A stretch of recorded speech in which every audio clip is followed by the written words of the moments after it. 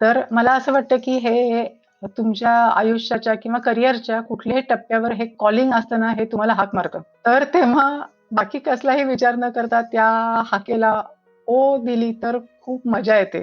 त्यामुळे कुठल्याही टप्प्यावर आता म्हणजे माझं हे वय आहे किंवा मी या करिअरमध्ये आहे किंवा असं न मानता त्या हाकेला बिनधास्त हो, ओ म्हणायचं आणि ते पुढे जायचं.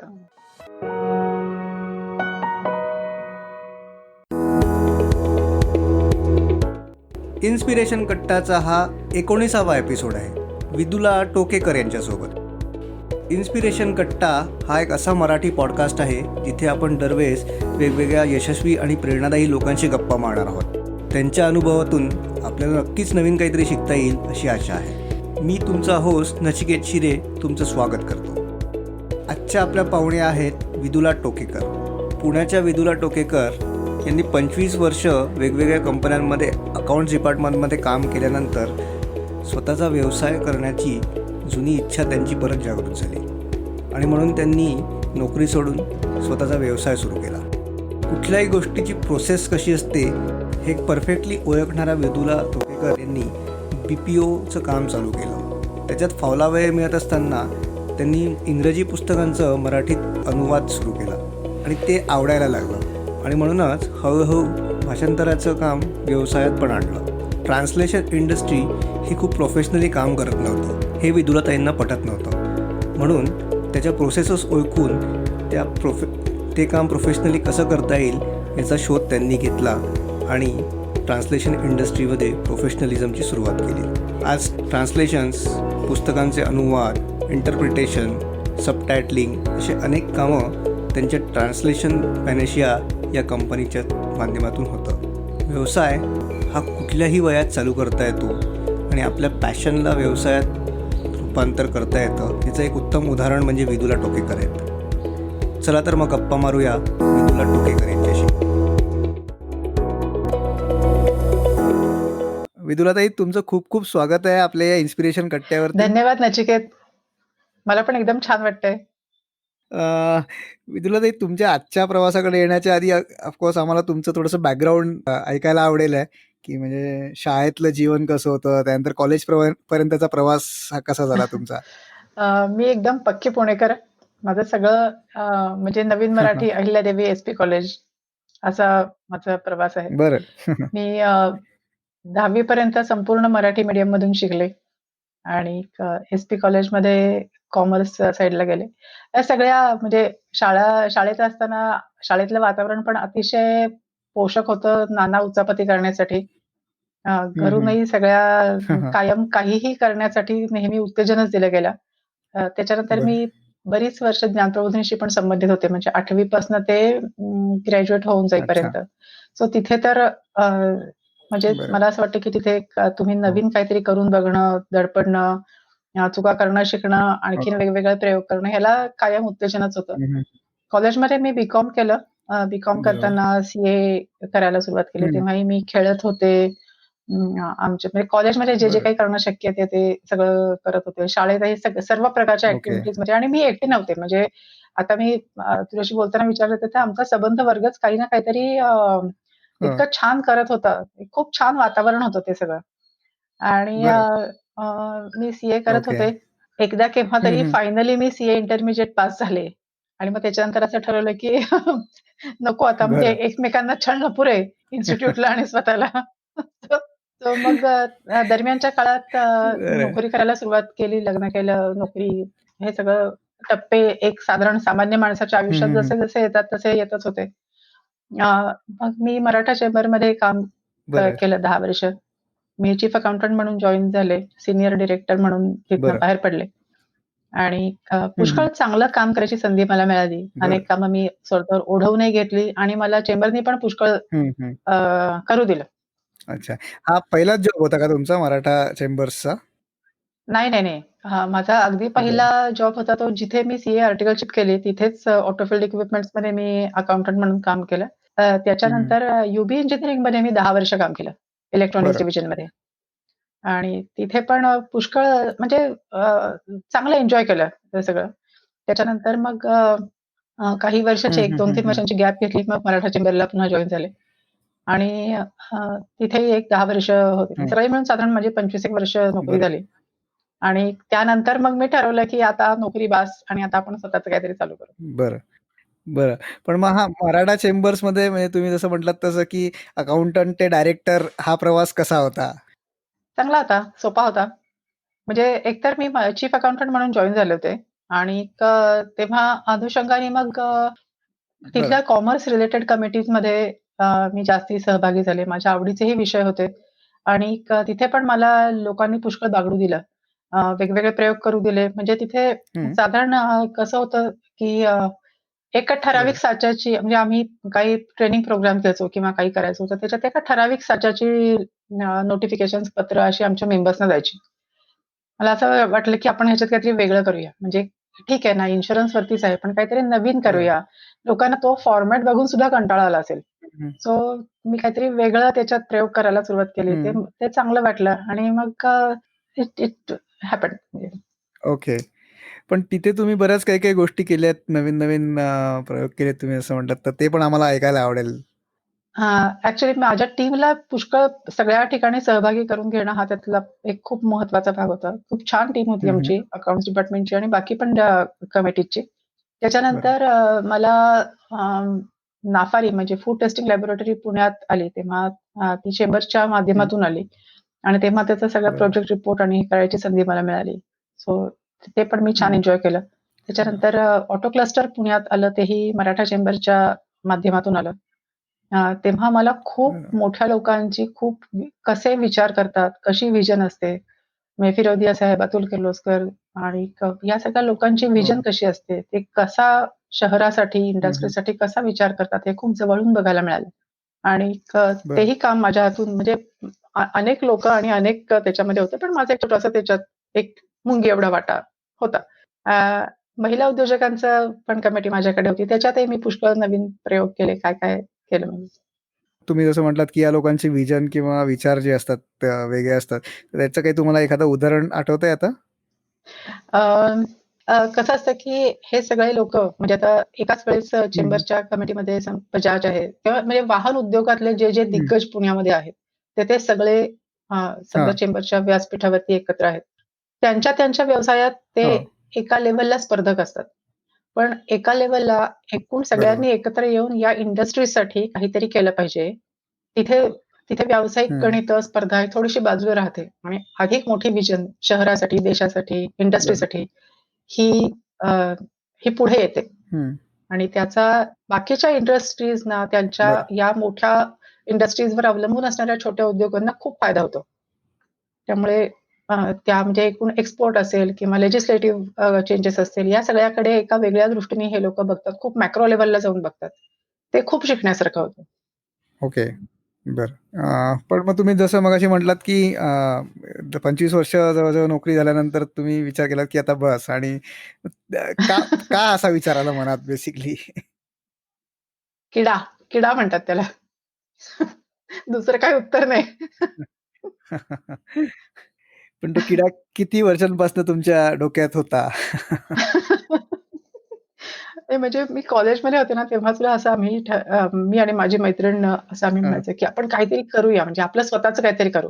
हं, मग ती पोस्टर लायब्ररी करूयात का वगैरे तिथपासून आमच्या हां, म्हणजे कल्पनेचे वारू उडायला काय त्याला काय हां, नसायचं. पण तर मला असं वाटतं ते कुठेतरी होतं. हं, आणि ज्या ठिकाणी मी नोकरी केली त्या ठिकाणी सुद्धा मला अ, एंटरप्रेन्युअरशिप म्हणतात ना, तसं करायला खूप संधी मिळाली, वाव मिळाला. आणि पण एका स्टेजला मला असं वाटलं, की नाही आता आपण आपलं स्वतःचं काहीतरी करून पाहायला पाहिजे. माझे एक जुने एक्स बॉस होते. त्यांनी हां. विचारलं, की "विहिरीत पाणी आहे असं वाटतंय का अजून?" अच्छा. तर याचं उत्तर मी त्यांना हो असं दिलं. मग ते म्हटले, की "मग वाट कशाची बघायची?" उडी मारा. पण त्यावेळेस तुमचं वय काय होतं? 39-40. हो. पण मग तुम्हाला असा कधी विचार नाही आला, की आता ऑलमोस्ट म्हणजे 40 वर्ष आता वय झालेलं आहे. आता कुठे रिस्क घेणार किंवा आता या सगळ्या गोष्टींमध्ये कसं काय पडायचं? अशी भीती किंवा असं काही मी जे म्हटलं ना, की तो एकदा किडा चावला ना, तर काही करता येत नाही. आणि रिस्क कशात नसते ना. हं, थोडा एक लाँग टर्म व्ह्यू ठेवला तर आपल्याला ती रिस्क फारशी वाटत नाही. बरं, माझं आधीचं करिअर होतं. समजा असं वाईट झालं असतं, की माझं कशातच काही होऊ शकलं नाही. So I could go back to some job. पण मी खरं म्हणजे तेव्हा असा काही विचार केला नव्हता. खरं. माझे तेव्हा मराठा चेंबरमधले डायरेक्टर जनरल होते रामचंद्रन, मिस्टर रामचंद्रन सर. त्यांनी माझ्यावर अगदी मुलीसारखं प्रेम केलं आणि ते x bank of Baroda general manager होते. त्यामुळे मी स्वतःच काहीतरी करण्यासाठी नोकरी सोडते आहे असं म्हटल्यावर त्यांनी मला सगळं बँकरच्या सारखंच मागितलं, की तू प्रोजेक्ट रिपोर्ट दाखव, तू कसं काय करणार आहेस ते दाखव, how you are going to survive. मग मला तुझी 6 महिन्याच्या सॅलरी इतकी डिपॉझिटची रिसिप्ट दाखव वगैरे असं सगळं त्यांनी केलं. आणि त्यांनी बेसिकली सगळ्या चुका वगैरे सगळ्या काढल्या माझ्या प्रोजेक्ट रिपोर्ट मधल्या. त्यातल्या काही मी तशाच ठेवल्या आणि मला तेवढी रिस्क घ्यायचीच होती म्हणजे. पण so he back me in some other way. आणि एकदा केव्हा तरी तुम्हाला उडी मारावी लागते. असं रिस्क वगैरे ना सगळीकडे असते. सो बरोबर आहे, म्हणजे 40च्या टप्प्यावर ऍक्च्युली लोक VRS वगैरे घेण्याचा विचार करतात. पण ओके. ठीक आहे. पण कुठला व्यवसाय करावा याचा विचार कधी आणि कसा केला? नाही, मला असं जाणवत होतं, की I am a process person. मला सगळ्या म्हणजे काही लोक सेल्समध्ये खूप स्ट्रॉंग असतात. मी कधीच सेल्समध्ये स्ट्रॉंग नव्हते, अजूनही नाही. पण बॅक ऑफिस किंवा ज्याला एखादं काम करण्याची काय सर्वोत्तम प्रोसेस असेल, ती मी सगळ्या लोकांच्याकडून, टीमकडून कशी करून घेईन, हे मला चांगलं जमत होतं. आणि तेव्हा BPO कंपन्यांचं पुष्कळ वारं होतं आणि व्हॉइस प्रोसेस आपल्याला करायची नाही, हे मला पूर्ण ठरलेलं होतं. नॉन व्हॉइस प्रोसेसमध्ये माझं सगळं करिअर अकाउंट्समध्ये झालेलं होतं. त्यामुळे मला असं वाटलं, की आपण अकाउंट्सच्या काही प्रोसेस आपल्याला घेता येतील. त्याप्रमाणे मी टाटा टेलिसर्व्हिसेसमध्ये त्याच्या आधी टाटा टेलिसर्व्हिसेसमध्ये, एअरटेलमध्ये किंवा रिलायन्स कम्युनिकेशनमध्ये ह्या मला प्रोसेसेस मिळाल्या. त्या अकाउंट्सच्या नव्हत्या. पण त्या कामाच्या प्रोसेस होत्या. सो ती प्रोसेस समजणं, ती लोकांना समजेल अशी त्याचा आणखीन बारीक बारीक त्याचे टप्पे करणं, त्याच्यात चेक्स ठेवणं आणि ही प्रोसेस मला सगळी करता आली. आणि दॅट स्टार्टेड वेल. मग सियाटची पण कामं मिळाली आणि पुष्कळ म्हणजे एका वेळेस आमच्या कंपनीत साधारण 70 एक लोक काम करत होती, की जी वेगवेगळ्या म्हणजे मल्टी लोकेशन मध्ये होती. आणि आम्ही supply chain management, accounts, production यांच्या बॅक ऑफिस प्रोसेसेस सांभाळत होतो. ओके. हे करतानाच पण तो त्या किड्याचा दंश पूर्ण झालेला नव्हता. सो हे करतानाच मला असं सुरुवातीला असं वाटलं, की आता आपल्याला पुष्कळ वेळ मिळेल. आणि मी ऑल थ्रू म्हणजे मराठा चेंबरमध्ये किंवा त्याच्याही आधी मी वर्तमानपत्रात सदर लिहित होते. काही ना काहीतरी व्यावसायिक प्रकारचं लेखन करत होते. संपलामध्ये लिहित होते. सो लिहिणं माझं चालू होतं. तर मला असं वाटलं, की आता हा वेळ मिळेल तर आता आपण काहीतरी करूया. तर सुदैवाने वेळ फार मिळाला नाही मला. कामं चालू झाली. पण ते करताना मी प्रकाशकांच्याकडे जाऊन किंवा म्हणजे मला आवडलेल्या पुस्तकाचं ट्रान्सलेशन करावं असं मी सुरुवात केली. तोपर्यंत मला ट्रान्सलेशन करण्यासाठी राईट्स असतात. ते कोणीतरी घेतं, देतं, त्याचं काहीतरी अशी व्यवस्था असते. याच्याबद्दल मला काहीच कल्पना नव्हती. मी वाचक होते. आणि पण मग एकातून दुसरं निघालं आणि ते मी ट्रान्सलेशन करायला सुरुवात केली. मी स्वतंत्र करत होते. कारण BPO कंपनीमध्ये, BPO सर्व्हिसेसमध्ये एकदा त्या टीम लीडरला ती प्रोसेस सगळी संपूर्ण समजली आणि ती सगळी व्हायला लागली, की एक्सेप्शन रिपोर्ट मध्ये इंटरव्हीन करण्याव्यतिरिक्त मला फार काम नव्हतं. सो मला वेळ मिळत होता. तेव्हा आपण बाहेर जावं, मार्केटिंग केलं पाहिजे आणि ते आवश्यक असतं असंही मला वाटत नव्हतं. तो हा एक खूपच काय म्हणायचं, सौम्य शब्दात सांगायचं तर त्रुटी, वेडेपणा किंवा त्याला काही म्हणू आपण. तर ते असं होतं. पण हे करताना मी स्वतः ट्रान्सलेशन करायला सुरुवात केली. माझ्यात खूप मजाही येत होती. आणि एका स्टेजला मला असं जाणवलं, की एकूण ट्रान्सलेशन करणं, प्रसिद्ध होणं, प्रकाशित होणं, ही एक जर प्रोसेस समजली तर त्याच्यात खूपच गॅप्स आहेत. नाही, आपण ट्रान्सलेशनकडे येऊच. पण त्याच्या आधी मला एक असा प्रश्न विचारायचा आहे, की तुम्ही आता जो व्यवसाय नवीन सुरू केलात, तर आता तुम्ही जसं म्हटलात, की 70 जणांची टीम होती वगैरे. तर ह्या स्केलला काम करायचं डायरेक्टली असं तुमच्या ऑलरेडी तुमचं प्लॅनिंग होतं का? हे सगळं ऍक्सिडेंटली होत गेलं? किंवा स्केलिंगचा कसा विचार केला होता तुम्ही? काय स्केलला व्यवसाय चालू करायचा? खरं सांगू का, 70 लोकही BPO मध्येच केलंच नाहीये. हे इट्स अ टायनी व्हेंचर. त्यामुळे पण आम्ही कुठल्याही प्रकारचं व्हॉइस प्रोसेस करत नव्हतो. सर्व ठिकाणी आमची व्हॅल्यू ऍडिशन हं. होती. म्हणजे आम्ही काय करत होतो, तर आम्ही पर्चेस ऑर्डर प्रोसेसिंग करत होतो, आम्ही बिल पासिंग करत बरं. होतो, आम्ही प्रोडक्शनचे रिपोर्ट्स काढून देतो. सो प्रत्येक ठिकाणी आमची व्हॅल्यू ऍडिशन ओके. होती. So it was more of KPO. हं. पण हे करत असताना म्हणजे चांगली कामं करावी, वेगळी कामं हं. करावी असं होतंच. आणि स्केलेबिलिटी बद्दल मी सांगितलं, की मार्केटिंग मी केलंच नाही तर स्केलेबल कसं होणार? बरं. म्हणजे ही कामं मला म्हणजे माझ्या ग्राहकांनीच एकमेकांना सांगून मला मिळालेली कामं होती. सो अरे वाह! ओके. पण मग हे सगळं सेटअप करताना किंवा हे कामं मिळाल्यावर अजून काही अडचणी वगैरे तुम्हाला आल्या? नाही, मार्केटिंग केलं नाही. तो थांबला तो संपला. म्हणजे हं, मार्केटिंग तुम्ही केलं नाही आणि सारखं वाढवलं नाही, तर तुम्ही आहे त्या हं. स्केललाच थांबता. बरोबर. तर हे काही व्यवसायाच्या दृष्टीने फारशी चांगली अवस्था नाही. तुम्ही वाढलंच पाहिजे.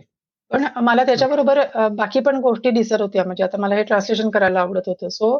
हं, आणि माझी खूप मोठी एक चूक झाली, की जी खूप मी नंतरही असं पाहिलं आजूबाजूला, की हं, मला असं वाटायचं, की मला बी पण जमतं. म्हणजे मला एस-सी-एमची पण प्रोसेस जमते, मला अकाउंटची पण प्रोसेस जमते, मला हं, ट्रान्सलेशन पण करता येतं, मला आणखीन काय एचआरच्या पण प्रोसेसेस जमतात. सो हं, हं. मला सगळंच करता येतं. सो मी सगळंच करेन. बरं.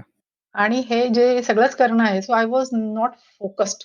हं, आणि हा दोषच राहिला माझा.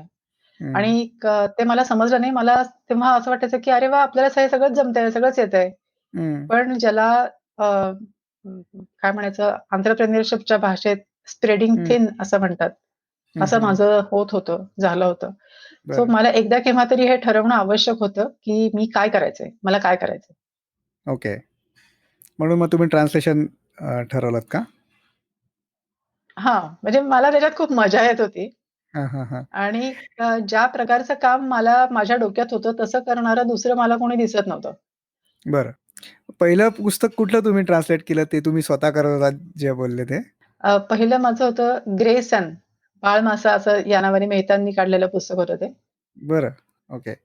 आणि मग तुम्ही ह्याला म्हणजे तुम्ही स्वतः करत होता ट्रान्सलेशन्स हो, अनवर हो. आणि आणि तुमचा BPO एकीटी किंवा BPO चालू हं, होता. तर या हं. दोघांचं ची सांगड कशी घातलीत मग? ते मी सांगितलं तसं मला बी-पी-ओमध्ये मला डे टू डे वर्क फार करावं लागत नव्हतं. म्हणजे हं, आमचे रिपोर्टिंग सिस्टम इतकी चांगली होती आमची हं, आणि सगळ्या प्रोसेसेस इतक्या चांगल्या बसलेल्या होत्या, की त्या टीम लीडरचा मला संध्याकाळी मेसेज येणार किंवा हं, ती मेल येणार म्हणजे येणार. हं, हं, रिपोर्ट आणि एक्सेप्शन रिपोर्ट येणार म्हणजे येणार. हं. त्यामुळे आणि आमच्याकडे एम्पॉवरमेंट खूप होती. तेव्हाही होती, आत्ताही आहे. त्यामुळे बरं. डिसिजन घेणं, त्यांना बॅक करणं आणि टीम लीडर्सचं आणि टीमचं ट्रेनिंग करत राहणं, हे हं. माझं सगळ्यात महत्त्वाचं काम होतं. ते करत असल्यामुळे मला दैनंदिन कामात खूप अडकावं लागायचं नाही. मला वेळच वेळ हं. होता. त्यामुळे ओके. मी हे सगळं मला नवीन काहीतरी करून बघायला वेळ होता. नवीन लिहायला वेळ होता. मग मला वेळ हं, मिळाला. हं. पण मग हे तुम्ही जे इंडिव्हिज्युअली करत होतात, त्याला तुम्ही कंपनीमध्ये किंवा व्यवसायात कसं आणलत? अं, माझ्याकडे एक प्रकाशक भेटायला आले आणि हं. त्यांच्यासाठी मी केलेलं होतं. महाराष्ट्राबाहेरचे प्रकाशक होते. त्यांच्यासाठी बरं. मी पुस्तक केलेलं होतं आणि त्यांना ते आवडलं होतं आणि त्यांना हं. मराठीतलं टाइपसेटिंग वगैरे पण काही म्हणजे ते करू शकत नव्हते, कारण त्यांना मराठी हां. भाषा येत नव्हती. सो हं, हं. त्यांच्यासाठी मग मीच एक टाइपसेटर पण शोधला. म्हणजे मला मेहतांनीच तो शोधायला मदत केली. मग आम्ही ते सगळं टाइपसेट वगैरे केलं. तोपर्यंत मला या प्रक्रियांची काहीही माहिती नव्हती. म्हणजे जे नेहमी म्हणतात बरं. ना, की तुमचे ग्राहक तुम्हाला सगळं शिकवतात. हां. ते खरंच हं, शिकवतात. हं. म्हणजे मला ग्राहकांनी अनेक गोष्टी शिकवल्या, पण त्यातली ही एक बरं. गोष्ट. सो त्यांनी मला सांगितलं, की आम्हाला मराठीची पूर्ण लाईन तयार करायची आहे, तर तुम्ही कराल का? तर बरं. तेव्हा कुठल्यातरी एका प्रेरणेने मी त्यांना असं म्हटलं, की "हो, मी निश्चितच करीन. पण मी हं, फक्त एका प्रकाशकासाठी नाही करणार. म्हणजे मी हीच सेवा हं. सगळ्या प्रकाशकांना देण्यासाठी मोकळी राहीन." बरोबर. अ, तर तेव्हा कदाचित त्यांनाही असं वाटलं नाही आणि मलाही असं वाटलं नव्हतं, की हे पुढे किती मोठं होऊ शकणार आहे. बरं. पण तेव्हा ते हो म्हणाले आणि त्या हं. क्षणीच मला जाणवलं, की ह्याला जर एका प्रकाशकाला असं वाटतंय, तर असे अनेक प्रकाशक असू शकतात. बरं.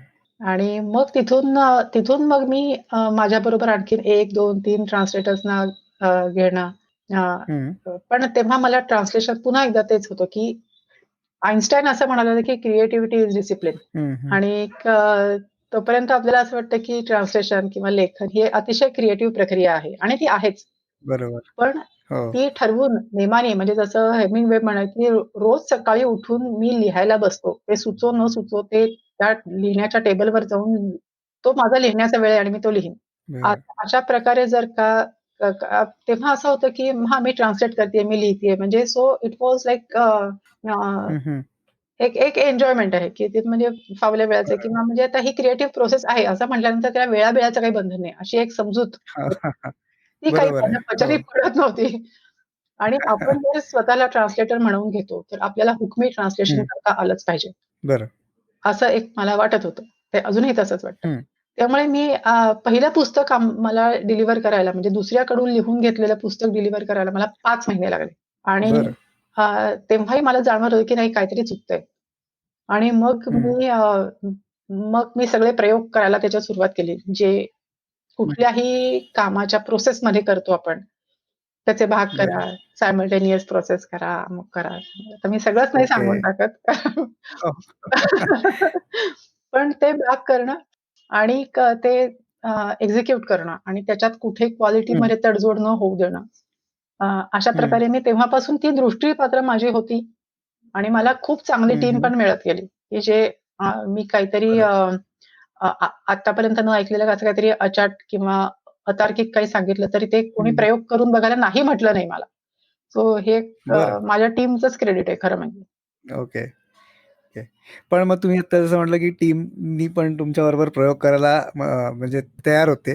तर असं म्हणजे क्रिएटिव्हिटीला वेळ काय नसतो, असं जी टिपिकल कन्सेप्ट असते, त्याला ती कन्सेप्ट तोडण्यासाठी किंवा त्या कन्सेप्टच्या बाहेर येण्यासाठी किती मेहनत करावी लागली किंवा किती अवेअरनेस क्रिएट करायला लागला? खूप, खूप. म्हणजे मला म्हणजे आम्हाला अमुक एक केल्यानंतरच सुचतं किंवा मला नाही पण ट्रान्सलेशन म्हणजे किती त्याच्यात डोकं घालावं लागतं आणि त्याच्यात किती असं बसल्या-बसल्या असं होत नाही हं. वगैरे असं मला अनेकांनी सांगितलं होतं. सुदैवाने मी पण ट्रान्सलेशन करतच बरं. होते आणि माझी ट्रान्सलेशन्स लोकांना आवडत होती. हं. म्हणजे स्टे हंग्री, स्टे फुलिशचं ट्रान्सलेशन मी हं, केलं होतं. हं. 7 हॅबिट्सचं मी केलं होतं. सो ही पुस्तकं माझ्या जमेच होती ओके. आणि बरं. ती लोकांना वाचकांना ती आवडत होती. सो मला असं वाटत होतं, की नाही कुठेतरी ब्रेक झालं पाहिजे. म्हणजे हं. तुम्ही प्रतिभावंत आहातच म्हणूनच तुम्ही ट्रान्सलेटर आहात. तर ते एका एका शिस्तीने पण ते काम केलं पाहिजे. म्हणजे जर आपण एखाद्याला काहीतरी बरं. मी कबूल केलं आहे, की मी अमुक वेळेला देईन किंवा मी अमुक हे काम करून देईन. हं. तर ते करून देता आलं पाहिजे. तेवढी प्रतिभा ट्रान्सलेटर्सकडे असते. खरंच असते. थोडा शिस्तीचा अभाव असतो. हं, हं. तर ते थोडा बरं. माइंडसेट बदलला, की सगळं व्यवस्थित सुरळीत होतं. हं, हं. ओके. मग त्याच्यानंतर ते ट्रान्सलेशन पॅनोशियामध्ये अजून काय काम सुरू झालं? मग त्याच्यानंतर आधीची चूक पुन्हा करायची नाही. त्यामुळे मग मी असं ठरवलं, की नाही आता हे आहे ना, तर ते हं. एक मोठा डिसिजन घेतला 2014 सालापासून आम्ही असं ठरवलं, की आता भाषा म्हणजे लँग्वेज सर्व्हिसेस व्यतिरिक्त दुसरं काहीही करायचं नाही. बरं. ही पहिली चूक मी निस्तरली. दुसरी चूक अशी केली मार्केटिंग करायचं आहे आपल्याला. सो सो मी प्रकाशकांच्याकडे जायला सुरुवात केली आणि अर्थातच त्यांना बरं. आउटसोर्स ट्रान्सलेशन हे खूपच वेगळं होतं. प्रकाशक त्याला काही फारसे बरं. राजी पण नव्हते. पण अ, हां. तोपर्यंत मी काही पुस्तकं आउटसोर्स ट्रान्सलेशन केलेली दाखवली होती, की हे असं शक्य आहे आणि जर का मी असं म्हणलं तुम्हाला, की बरं. मी समजा काही 24 मेला देईन, तर 30 हं. मेपर्यंत तरी तेव्हा मी देऊच शकत होते आणि आता तर ते मी 24 मेलाच देते. त्यामुळे बरं. हे पण प्रकाशकांना विश्वास बसत नव्हता म्हणा. पण त्यातूनही काही प्रकाशक असे निघाले, की हं, त्यांनी हं. विश्वास ठेवला आणि त्यांनी करून तर पाहू म्हणून सुरुवात केली. बरं. आणि मग ते करता ओके. आलं. ओके. आणि मग आता काय सर्व्हिसेस प्रोव्हाईड करता तुम्ही? मग मग तेव्हा एकटं ट्रान्सलेशन करायला सुरुवात केल्यावर पुन्हा फक्त पुस्तकांचंच करतो ह्याच्यावरती हं. नाही होत. म्हणजे पुन्हा स्केलेबिलिटीचा विषय आला. हो. तर म्हणून आम्ही इंडस्ट्रियल म्हणजे कमर्शियल ट्रान्सलेशन्स करायला सुरुवात केली. तो तर बरं. समुद्रच आहे. मग बरं. ट्रान्सलेशनमध्ये म्हणजे मी एका एका पद्धतीने करत होते. म्हणजे मी अगदी हं. हाताने लिहित नव्हते समजा, पण अ, हो. समोर वर्ड आहे त्याच्या समोर वर्ड लिहायचं म्हणजे एक वर्ड फाईलमध्ये करणं किंवा एक अतिशय हं, हं, हं. ट्रेडिशनल पद्धतीने मी ते सुरुवात केलं. लोकांनाही बरं. करून घेतलं म्हणजे त्यांच्याकडून हे करून घेत होते. हे सगळं स्वयं काय शिक्षण असाच तो सगळा भाग हं. होता. बरं. मग त्याच्यानंतर म्हणजे ट्रान्सलेशन नुसतं नाही, ते लोकलायझेशन असतं. ते इतर अनेक भाषांमध्ये लागतं. भाषांच्या वेगवेगळ्या पेअर्स करता येतात. बरं. हे माझ्या लक्षात आलं किंवा म्हणजे प्रत्येक गोष्टीमध्ये एक इंग्लिश भाषामध्ये असलीच पाहिजे असं काही नाही. हे हे सगळे थोडे माझे विचार आणि हो. आजूबाजूचं निरीक्षण, गरजा हे सगळं पाहत मी शिकत होते आणि करत होते. हं. त्यामुळे आता आमच्याकडे translation, localization, content writing, interpretation, subtitling, voice over या प्रकारच्या हां. सगळ्या सेवा आम्ही देतो. त्या आता आमच्याकडे बरं. 28 भाषांच्या वेगवेगळ्या जोड्यांमध्ये आम्ही या सेवा देतो. म्हणजे समजा कुणाला फ्रेंचमधनं तमिळ हवं असेल किंवा ओके. मराठीतून स्पॅनिश हवं असेल, तर तेही आम्ही करतो. ट्रान्सलेशन करतो, इंटरप्रिटेशन पण अशाच वेगवेगळ्या पेअर्समध्ये करतो. बरोबर. सबटायटलिंग बरं. चालू आहे, व्हॉईस ओव्हर चालू आहे. तुम्ही 25 वर्ष नोकरी केलीत आणि त्याच्यानंतर मग व्यवसायात आलात. तर दोन्हीमधला माइंडसेटमध्ये काय फरक असतो? आणि तो माइंडसेट तयार करता येऊ शकतो का? म्हणजे शिकू शकतो का माणूस? हो, म्हणजे इच्छा असेल तर माणूस काहीही शिकू शकतो. अ, कसं आहे की तुम्ही जेव्हा नोकरी करत असाल किंवा स्वतःचा व्यवसाय करत असाल. मी असं म्हणेन की समजा एखादा माणूस अगदी समजा एक ज्युनियर लेव्हलचा क्लार्क आहे. तर त्याचं स्वतःचं जे टेबल आहे ना, हं, हं. ती त्याची अखत्यारी आहे. तो त्याचा अधिकार आहे किंवा हं. ते त्याचं कार्यक्षेत्र आहे. तो त्या कार्यक्षेत्रात जर उत्कृष्ट करत असेल, तर तो त्याच्या पुढच्या कार्यक्षेत्रात सुद्धा उत्कृष्ट करण्याची हं. शक्यता निर्माण होते. त्यामुळे प्रत्येक ठिकाणी हे हे ही तुमचीच टेरिटरी असते. ह्याच्यात मला सर्वोत्तमच करायचंय. ही ॲटिट्यूड ठेवली तर तुम्ही नोकरी करत असा किंवा व्यवसाय करत असा. पण अ, आहे म्हणजे मला असं वाटतं, की आता मी बाकीचेही बरं. अनेक माझ्याबरोबरचे व्यावसायिक बघते. एक धडाकून पुढे जायचं. थोडीशी रिस्क घ्यायचीच हं. किंवा म्हणजे एक आसामला हं. 3 पिढ्या व्यवसाय करणारे एक मारवाडी उद्योजक आहेत. त्यांनी मला असं सांगितलं होतं, की "हम लोग जो होते हैं ना, वो कूद के बूझते हैं. आप मराठी लोग हैं ना, वो बूझ के कूदते हैं." विचार करून तुम्ही उडी मारणार आणि हे व्यावसायिक जे असतात ना, ते आधी उडी मारणार, हं. मग विचार करणार. सो मला असं वाटतं, की म्हणजे असं वाटतं, की जे स्वतंत्र व्यवसाय करतात ना, ते थोडे अ, ते बॅलन्स नसतात. म्हणजे ते बॅलन्स नसतात. हे मी आता खूप आमच्या बी-एन-आयच्या अनेक मेंबर्सना पाहिलं, की ते एकदा डोक्यात घेतलं, की ते करतात. मग ते असं बघत नाहीत, की हे व्यवस्थित आहे का? हे बॅलन्स्ड आहे का? लोकं काय म्हणतील? हे आत्तापर्यंत कुणी केलं होतं का? वगैरे असा फार विचार ते लोकं करत नाहीत. हे मला करावंसं वाटतंय. बरं. माझा असा विश्वास आहे, की ह्याच्यात मी पुढे जाऊ शकेन, ह्याच्यात मी स्केल करू शकेन, काहीतरी चांगलं काम करू शकेन. हां. तर ते पुढे जातात आणि करतात. पण मग पुढे असा विचार करून पुढे जाऊन फेल झालं तरी त्याची भीती नसावी. तर काय कपडे झटकून उठायचं आणि परत नवीन प्रयोग करायचं. आता तुम्ही मगाशी जसं म्हटलात, की ह्या म्हणजे कमर्शियल ट्रान्सलेशन हा एक खूप मोठा समुद्र आहे. आता ही ट्रान्सलेशन फील्ड किंवा भाषा या सगळ्यांमध्ये करिअरसाठी काय ऑप्शन्स आहेत आणि काय भविष्य आहे या सगळ्याचं? भविष्य खूप चांगलं आहे. बरं. तुम्ही कुठल्याही कॉर्पोरेटमध्ये जा किंवा कुठेही जा, तर तुम्ही इंजिनिअर असा किंवा काही असा. तुम्हाला जर का चांगलं कम्युनिकेट करता आलं नाही, तर तुमची वाढ एका मर्यादेपर्यंतच होऊ शकते. कम्युनिकेशनला तुम्हाला एक्सप्रेशन आणि भाषा ह्याच्यावरती प्रभुत्व लागतं. ही एकदम एकदम हं. बेसिक गोष्ट आहे. पण भाषेत करिअर करायचं असेल, तर अमुक एक म्हणजे जशी काहींची गणितात बरं. प्रतिभा असते, काहींची स्वयंपाक करण्यामध्ये हं. प्रतिभा असते, काहींची रंगांमध्ये प्रतिभा असते, तशी काहींची हं, हं. भाषेमध्ये प्रतिभा असते. तर हं. ती ओळखणं आणि ती स्वीकारणं. नाहीतर ह्याच्यात काय होणार आहे? ह्याच्यात मला किती पैसे हं. मिळणार आहेत? ह्याच्यात काय होणार आहे? असा दृष्टिकोन ठेवू नये. अ, हं. ज्या ज्या मुलाला किंवा मुलीला असं वाटेल, की हं. आपल्याला भाषिक कौशल्य, भाषिक प्रतिभा आपली चांगली आहे, तिने ती पर्स्यू करावी. बरं. भाषा शिकणं, ट्रान्सलेशन करणं, स्वतंत्र हं. लिखाण अतिशय चांगलं तुम्ही मला सांगा, अतिशय चांगलं कुठल्याही एका भाषेत सलग एखादी व्यक्ती बोलते आहे, त्याच्यात दुसऱ्या भाषेची मिसळ नाही. किंवा हं. लिहिणं असेल तर एका सलग भाषेत बरं. लिहिलेलं आहे. त्याच्यामध्ये शुद्ध लेखनाच्या चुका हं. नाहीत, व्याकरणाच्या चुका नाहीत.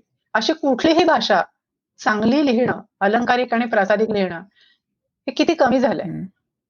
तसं स्वतंत्र लेखन हं. करणं, त्याच्यानंतर हं. अनुवाद करणं, दुभाषा म्हणून, इंटरप्रिटर म्हणून काम करणं, ही सगळी क्षेत्र हं. आहेत. ही आत्ता समोर दिसतायत. उद्या कालांतराने काहीतरी आणखीन हं. अगदी नवीन सुद्धा येईल. म्हणजे कदाचित Alexaला शिकवणे, बरोबर. असा सुद्धा एक करिअरचा भाग हं. होऊ शकतो. आणि मी गंमत म्हणजे हा हं. विनोद म्हणून सांगत नाही. खरोखरीच आता या हं. या विषयावरती खूप काम चाललेलं आहे. हं. जी लोकं आय-टीशी संबंधित आहेत त्यांना बरं. याची थोडीफार कल्पना पण असेल. व्हॉईसमध्ये खूप काम चालू आहे. हो. आर्टिफिशियल बरोबर. इंटेलिजन्समध्ये खूप काम, मशीन लर्निंगमध्ये खूप काम चालू आहे भाषेशी हं, हं. संबंधित. त्यामुळे भाषा भाषा या विषयावर हं. प्रभुत्व असणं याला खूप महत्त्व आहे बरं. आणि करिअरच्या संधी आहेतच. आणि मग भाषेवर प्रभुत्व मिळवण्यासाठी तुम्ही काय सल्ले द्याल? आज म्हणजे जे तरुण मुलं-मुली आहेत त्यांना किंवा इव्हन जे तरुण नाही त्यांना पण. कारण शालेय शिक्षणातनं भाषा चांगली होते का? याच्यावर मला मला हं. सल्ला वगैरे असेल पण अतिशय कळकळीची विनंती आहे सगळ्या पालकांना आणि शिक्षकांना, की बरं, शालेय अभ्यासक्रमामध्ये गणित आणि शास्त्र या बरं. व्यतिरिक्त इतिहास, भूगोल हे विषय असतात आणि त्याच्या भाषा पण असतात आणि या सगळ्यांना सारखं महत्त्व ओके. आहे. तर कृपया त्या आपल्या मुलाला, मुलीला, आपल्या विद्यार्थ्यांना म्हणजे भाषा ही ऑप्शनलाच टाकणे. हं. 50 मार्काचे हिंदी आहे, 100 मार्क स्कोरिंगसाठी संस्कृत घेतलंय. हं. अशा प्रकारे कृपया पालकांनी आणि शिक्षकांनी भाषेकडे बघू नये. जे मुलं ऐकतात तेच त्यांना समजतं आणि तेच हं, हं. त्यांच्या आयुष्यभर लक्षात राहतं. तर शास्त्र आणि गणिताइतकीच भाषा आणि इतिहास, भूगोल सुद्धा खूप महत्त्वाचे आहेत. आणि ज्यांना भाषेत करिअर करायचंय त्यांच्यासाठी माझं आणखीन एक आहे. हं, हं. कुठल्याही नवीन गोष्टीला, हं. अनुभवाला, प्रसंगांना, माणसांना अ, त्यांचं स्वागत करा. म्हणजे हे मी आतापर्यंत भाषेशी जे लोकं संबंधित आहेत ना, त्यांना सगळ्या विषयाशी देणं-घेणं असतं. त्यामुळे त्यांनी सर्व प्रकारचं एक्सपोजरचं स्वागत केलं पाहिजे. तर खूप मजा येते. म्हणजे तुम्हाला कारण समोर काय कंटेंट येणार आहे माहीत नाही. तुम्हाला कदाचित काही एखाद्या बिल्डरसाठी पण काहीतरी लिहायचं असेल, तुम्हाला एखादं कॉन्ट्रॅक्टचं ट्रान्सलेशन करायचं असेल, तुम्हाला बरं. पालकत्वाबद्दल काहीतरी करायचं असेल काम. सो सगळ्या विषयांशी तुमची मैत्री पाहिजे आणि हं. सगळ्या विषयांमध्ये तुम्हाला रस पाहिजे आणि खूप मजा येते हे सगळं बरं. करताना. त्यामुळे मी मी फक्त इंजिनिअर आहे, त्यामुळे मी फक्त टेक्निकल गोष्टींचंच ट्रान्सलेशन करीन किंवा असा व्ह्यू न ठेवता सगळ्या हं. विषयांशी मैत्री करावी, असं असं मी सुचवीन. ओके. तुमच्या इकडे जे लोकं काम करतात तुमच्याबरोबर, तर ते तुमचे एम्प्लॉईज असतात का ते सगळे फ्रीलान्स म्हणून वेगवेगळे पण आपापलं पण काम करू शकतात? आणि तुम्ही त्यांची निवड म्हणजे निकष काय असतो त्यांना निवडण्याचा? आमच्याकडे आम्ही 3 प्रकारे एंगेज करतो लोकांना. काही लोकं बरं. रोज आमच्या ऑफिसमध्ये येतात आणि ती फुल टाईम एम्प्लॉयी हं. असतात. काही लोकं फुल टाईम आमच्यासाठीच काम करतात. पण ती आपल्या आपल्या जागी असतात. So they really work from home. म्हणजे हे आम्ही हं. करोनाच्या पुष्कळ आधीपासून आमची लोकं वर्क फ्रॉम होम करतच होती. आणि काही आउट अँड आउट फ्रीलान्सर्स बरं. असतात. म्हणजे आम्हाला ग्रीक भाषेतलं वगैरे रोज काही करायला येत नाही translation. So they are freelancers. पण हं. या लोकांची निवड करताना आम्ही नेहमीच त्यांची एक टेस्ट घेतो. बरं. ती टेस्ट आम्ही कोणत्या निकषांवर तपासणार आहोत हे त्यांना हं. टेस्ट देतानाच सांगितलेलं असतं. बरं. आणि ओके. त्याप्रमाणे त्या भाषेचे एडिटर्स हं. असतात. ते ही टेस्ट तपासतात बरं. आणि मग त्यांना सांगतात. त्याच्यामध्ये आम्ही 2 म्हणजे 3 प्रकार करतो ॲक्चुअली. काही लोकं बरोबर. असतात ती खरोखरीच अतिशय उत्तम भाषांतर करून देतात. आणि काही लोकं असतात त्यांना काही गोष्टींची माहिती हं. करून द्यावी लागते. थोडासा सराव आवश्यक असतो. आणि काही लोकांची प्रतिभा आमच्या असं लक्षात आलं, की ही भाषेसाठी बरं. बनलेली नाही किंवा भाषांतरासाठी नाही. त्यांची प्रतिभा दुसऱ्या कशात तरी आहे. सो आम्ही त्यांना तसं हं. सांगतो. त्याचे मुख्य निकष असे आहेत, की ट्रान्सलेशन करताना हं, मग हं. ते कमर्शियल ट्रान्सलेशन असेल, पुस्तकांचं असेल, कसलंही असेल. बरं. चांगलं वाईट असं म्हणजे ट्रान्सलेशनमध्ये नेहमी असं म्हटलं जातं, की खूप हं. सब्जेक्टिव्हिटी असते. तर आम्ही असं म्हणतो, की अर्थात फरक पडत नाहीये. हा त्याचा एक बेसिक निकष आहे. आणि बरं. लिहिणाऱ्या माणसाने म्हणजे मूळ लेखकाने काही चॉईसेस केलेले असतात. ते अनुवादकाला समजले पाहिजेत आणि तसे फॉलो करता आले पाहिजेत. म्हणजे तो समजा असं नुसतं म्हणाला असेल, की हं. समोर एक टेकडी होती. तर अनुवादकाने असं म्हणता कामा नये, की समोर एक सुंदर हिरवीगार टेकडी आकाशाकडे तोंड करून उभी हं. होती. असं काही त्याने म्हटलं नाहीये. सो हं. ॲडिशन, डिलिशन, बरोबर. चेंजेस करणं हे सगळं टाळलं पाहिजे अनुवादकाने. हे हे आमचे निकष असतात. हं. ओके. तुम्ही जे पुस्तकं अनुवादित केली आहेत किंवा तुमच्या टीमनी जे काही भाषांतर, अनुवाद केलेले आहेत, त्याच्यात काही तुम्हाला गमती-जमती आठवत असतील तर आमच्याबरोबर शेअर केल्यात तर आवडतील? एक मध्यंतरी सेल्फ हेल्प पुस्तकांची भयंकर लाट आली होती. बरं. तर तेव्हा अमेरिकन लेखकांनी लिहिलेल्या पुस्तकांची अनेक भाषांमध्ये ट्रान्सलेशन करायची अशी तेव्हा एक लाट होती. बरं. तर त्याच्यात म्हणजे ट्रान्सलेटरचा जर तो स्वभाव नसेल किंवा काही गोष्टी आपल्याला नाहीच पटल्या, तर त्याचं अजिबात ट्रान्सलेशन करता येत नाही. एका पुस्तकामध्ये असं हो, होतं, हो. की तुम्ही कृतज्ञ असलं पाहिजे. इथपर्यंत सगळं बरोबर आहे. दिवसाकाठी तुम्ही प्रत्येक वेळेस त्या शक्तीला हां, कृतज्ञ राहिलं पाहिजे हां. आणि त्याचे आभार मानले पाहिजेत. हे पण बरोबर आहे. पण मग ह्याची आठवण ठेवण्यासाठी त्या पुस्तकात त्यांनी उपाय सुचवला होता, की एक दगड हातात घ्यायचा आणि समजा जेवण झालंय तुमचं, तर तो दगड हातात घ्यायचा, 10 पावलं चालायचं आणि देवा मी हं. कृतज्ञ आहे, देवा मी कृतज्ञ आहे, असं हां. म्हणत 10 पावलं चालायचं. पुन्हा रात्री झोपताना तोच दगड हातात घ्यायचा आणि पुन्हा 10 वेळा म्हणायचं. सकाळी उठल्यावर पुन्हा 10 वेळा म्हणायचं. आता आमचे जे ट्रान्सलेटर होते त्यांचा हं, कृतज्ञ हं. राहण्याबद्दल त्यांचं काही ऑब्जेक्शन नव्हतं. देवाची आठवण करणं याच्यातही त्यांना काही फार ऑब्जेक्शन नव्हतं. हं, हं. पण त्यांचं म्हणणं असं होतं, की ही आपण एका वेगळ्या प्रकारची हं, अंधश्रद्धाच हं. निर्माण करतोय आणि तशी नाही करायची. म्हणजे दगड हातात घेणं आणि बरं. हे म्हणणं, हे रिच्युअल निर्माण करणं, याला त्यांचा आक्षेप होता आणि ते त्यांच्या बरं. अजिबातच पचनी नव्हतं. आणि त्यामुळे आम्ही ते नाही हां, हां. केलं. काम घेतलेलं होतं त्यामुळे आम्ही ते पुस्तक पूर्ण केलं.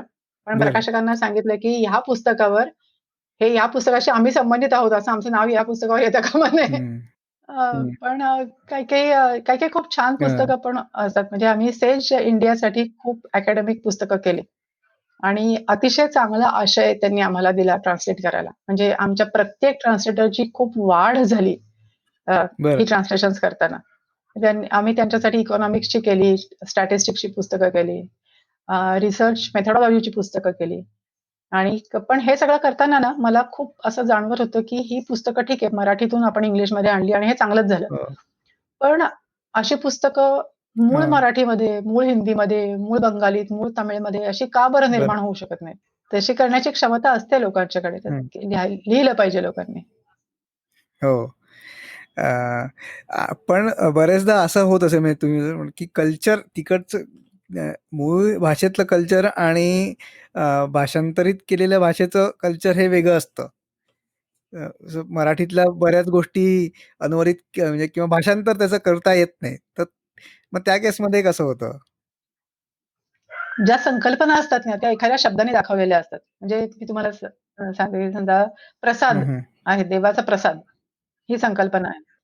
तर त्या ठिकाणी तुम्ही नुसतं नुसतं ऑफरिंग म्हणलं तरी चालू शकतं. हं. बरोबर. किंवा डेटिंग ही एक कल्पना आहे, की जी अजिबात भारतीय नाही. मग त्याला काहीतरी बरोबर. ओढून-ताणून काहीतरी शब्द निर्माण करणं किंवा त्याचं लांबलचक वर्णन करत बसणं किंवा अ, गैरसमज होईल अशा प्रकारे शब्द वापरणं. याच्या ऐवजी नुसता डेटिंग असा हं, शब्द वापरला तरी चालू शकतो.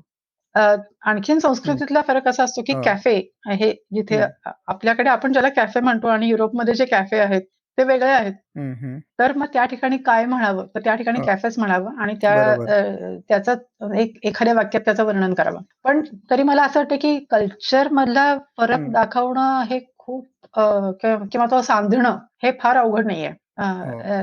तेच शब्द म्हणजे तुम्हाला चौघी जणी वाचलेले खूप लोकं असतील. हो. म्हणजे माझ्या पिढीत तर मला वाटतं चौघी जणी हो. वाचलं नसेल तर स्कूल लिव्हिंग सर्टिफिकेट देत बरोबर. नसत. असं इतकं ते होतं. पण त्याच्यामध्ये तर बरं. अमेरिकन संस्कृती आणि आपली संस्कृती ह्याच्यामध्ये त्या शांताबाईंनी त्याचा अनुवाद केलेला आहे. बरं. तो इतका रसाळ आहे. ती डोक्यावर हॅट तिची आहे किंवा त्याच्यासाठी त्यांनी दुसरे कुठलेही शब्द वापरले नाहीत. त्यांनी त्याचं हं. कृत्रिम मराठीकरण केलं नाही. बरं. तर मला असं वाटतं की ते आहे कल्चरमधला फरक सांगणं किंवा अशा गोष्टींची भाषांतरं केलेली आहेत. अनाघा भट्टांनी डेनिसच्या गोष्टी नावाचं आमच्यासाठी पुस्तक केलं होतं. तर त्या प्रत्येक याचा अनुवाद म्हणजे एकतर बरं. जे अमेरिकेत घडलं किंवा जे इंग्लंडमध्ये, जे इटलीमध्ये घडलं, त्याला कुठेतरी तुम्ही पुणेरी, सोलापुरी स्वरूप दिलं पाहिजे असं काही कंपल्शन नाहीये. ती गोष्ट इटलीतच घडलेली आहे. ती गोष्ट यूएसमध्येच घडलेली आहे. तर तिथलं तसं दिसू दे ना. मग तिथे कुठेतरी उल्लेख असेल, की पाईनची झाडं आहेत किंवा आणखीन कुठलीतरी झाडं. तर त्याला तुम्ही इथे म्हणजे काय हे चिंचेचे झाडं दिसे मग चिनार वृक्षापरी हे असं त्याला असं काही म्हणायची गरज नाही. ते चिनार असेल तर चिनारच म्हटलं पाहिजे. आज अशी आपल्याकडे सोय आहे, की तुम्ही YouTubeवर जाऊन किंवा इंटरनेटवर जाऊन तुम्ही काहीही बघू शकता. सो तुम्हाला असं वाटलं, की काय आहे फर, काय आहे पाईन, काय आहे आणखीन बरोबर. कुठली फायर प्लेस म्हणजे काय आहे? हं. ते कोणीही बघू शकतं. मग उलट पक्षी मला असं वाटतं, की थोडीशी ती जिज्ञासा जागवणं, चाळवणं हा सुद्धा एक चांगल्या अनुवादाचा एक भाग असू शकतो. आता पुढे काय? पुढे काय? भाषा ही आधी एक काही वर्षांपूर्वी पुस्तकाच्या पानांमध्ये होती. ती हो. हळूच स्क्रीनमध्ये आली आणि आता आपल्या कानात जाऊन बसली. हो. तर आता भाषेचा उपयोग हा जास्तीत जास्त ऐकण्यासाठी, हम्म. श्रवण करण्यासाठी किंवा स्क्रीनवरती असा होतो. बरोबर. तर याच्यामध्ये पुष्कळ काही गोष्टी करण्यासारख्या आहेत. ते करण्याचा विचार आहे. नक्कीच. तुम्ही आणि तुमचा पॉडकास्ट पण लवकरच येणार आहे. त्याची हो. पण आम्ही आता आतुरतेने वाट बघतोय. हो, आम्ही 30 तारखेला या कोजागिरी पौर्णिमेच्या दिवशी आमचा पॉडकास्ट लॉन्च करण्याची जी योजना तरी आहे. बरोबर. बघू. आपण बोललो एवढं सगळं, त्याच्या व्यतिरिक्त तुम्हाला काही सांगायचं आहे आपल्या श्रोत्यांना? हो, मला असं वाटतं, की आपण जो व्यवसाय करतो त्याला इंग्लिशमध्ये आणखीन एक शब्द आहे कॉलिंग. कॉलिंग. तर मला असं वाटतं, की हे तुमच्या आयुष्याच्या किंवा करिअरच्या कुठल्याही टप्प्यावर हे कॉलिंग असतं ना, हे तुम्हाला हाक मारतं. तर तेव्हा बाकी कसलाही विचार न करता त्या हाकेला ओ दिली तर खूप मजा येते. त्यामुळे कुठल्याही टप्प्यावर आता म्हणजे माझं हे वय आहे किंवा मी या करिअरमध्ये आहे किंवा असं न मानता त्या हाकेला बिनधास्त हो, ओ म्हणायचं आणि ते पुढे जायचं. असं करावं. पण ती खरोखरच हाक आहे, की आपल्याला होणारा भास आहे, हे कसं कळणार? ओ दिल्याशिवाय कसं कळणार? ओ द्यायला पाहिजे. मस्त. नक्कीच. विदुलाताई, आपण आता पुढच्या राउंडकडे बघूया आपल्या. हं. एका वाक्यात उत्तर द्यायची आहेत. बापरे! हा प्रश्न अवघड आहे. नाही, अगदी सोपे प्रश्न आहेत. एखादं पुस्तक जे तुम्ही वाचलंय आणि ते तुम्ही सगळ्यांना रेकमेंड कराल, की वाचलंच पाहिजे असं? Man's search of meaning.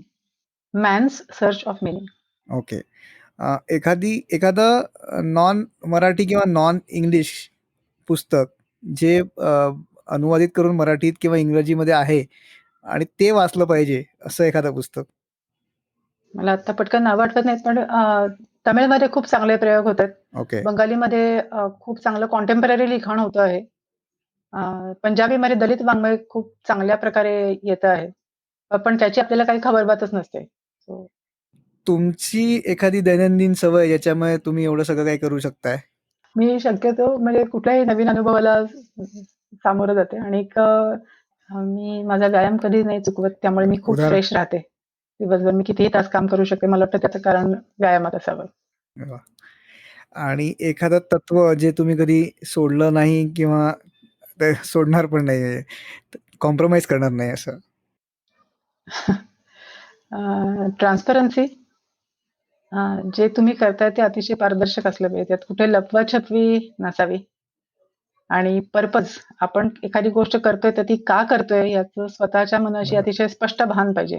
आणि आता एक आपला शेवटचा हायपोथेटिकल प्रश्न विचारतोय, की उद्या संध्याकाळी तुम्हाला 8 वाजता दूरदर्शनवर बोलवलं आणि 130 कोटी भारतीयांना भाइयों और बहनों आणि त्याच्यापुढे काहीतरी पॉझिटिव्ह मेसेज द्यायचा आहे, तर तुम्ही काय सांगाल? रोज कुछ नया करते रहो. मस्त. खरंच. विदुलाताई, तुम्ही इकडे आलात आणि सगळ्यांशी गप्पा मारल्यात त्याच्याबद्दल खूप खूप धन्यवाद तुमचे. Nachiket, thank you very much. मला पण खूप मजा आली आणि थँक यू. विदुला टोकेकर यांच्यासोबतच्या या गप्पा तुम्हाला नक्कीच आवडल्या असतील अशी आशा करतो. तुम्हाला हा एपिसोड आवडला असेल तर नक्की लाईक करा आणि सबस्क्राईब करा. आमचं यूट्यूब चॅनल आणि फेसबुक पेज जे दोन्ही इन्स्पिरेशन कट्टा या नावाने आहेत त्याला पण सबस्क्राईब आणि लाईक करा. पुन्हा भेटूया नवीन पाहुण्यांसह. तोपर्यंत बाय बाय.